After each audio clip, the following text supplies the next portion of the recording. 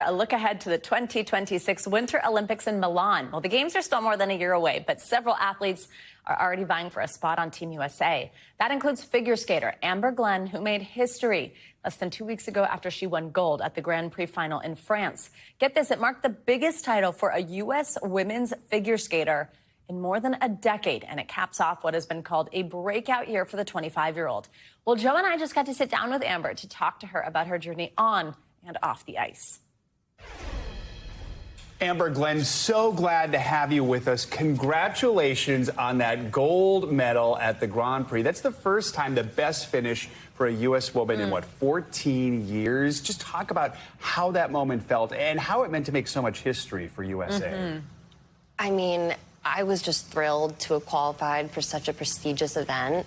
So to come out as the champion, I was absolutely ecstatic, as you could tell from my screaming reaction. The U.S. women have been increasingly just really upping their game. And we actually have 4 U.S. national champions competing at the Prevagen National Championships in January. So it's going to be a pretty intense event. Absolutely. I think maybe just as impressive as your skills are on the ice is how open you've been about how it's been tough sometimes. Even this year, like, you win this national title, you're having an undefeated season, and you've just recently spoke about how you will struggle with imposter syndrome, which I think is so hard for us to imagine because we watch you and we're like, how could that be possible? But I think it helps so many people to hear you admit that. Walk us through that and how you've overcome it. Yeah, I've been really open about my mental health and my identity and kind of overcoming some of those struggles and being in the public eye. Just being able to look back and just say to myself, I've worked so hard and I deserve to be here, has just really helped clear those doubts and helped me just be able to perform at my best. You've been doing this for so long, 20 years. I mean, talk about when you were a kid, what was it that made you fall in love with this sport and how that sort of evolved over time?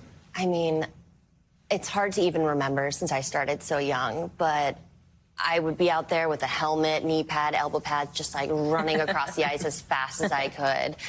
And being able to learn new tricks and accomplish those goals was just exhilarating for me. And over time, I've just fallen more and more in love with the sport. So many different aspects of it, and just the day-to-day, I fall in love with it every day. As you said, you have been so open about your mental health, which I think just is probably helping more people than you could even imagine. But I think it's really interesting when you talk about that from an athletic perspective, because I know you have really put in work in the same way that you put in work for your physical health and for your skills on the ice.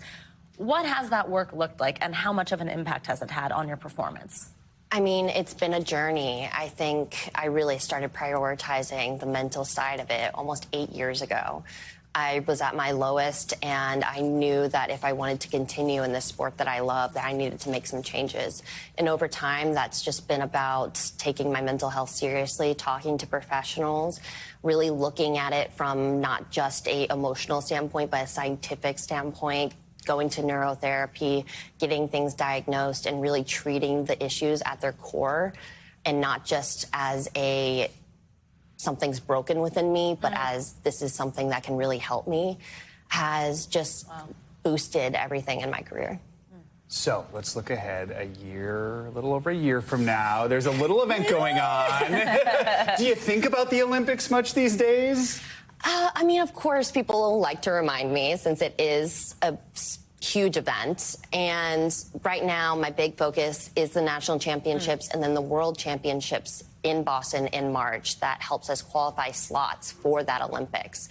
So right now, my eyes are on those smaller goals, but they all lead up to the Olympics. We cannot wait to watch. Thank you for joining us. Congratulations. Look at this medal. Are you wearing it? This is right behind me. Have you taken it off? Just a little bit, but I mean, it's been incredible. I can't be happier. Amber, we're so excited for you. Thank you for coming by. Thank you for spending time with us. Thank you. Good to see you. Well, Amber will be back on the ice at the Prevagen U.S. Figure Skating Championships in January, where she'll compete to defend her national title.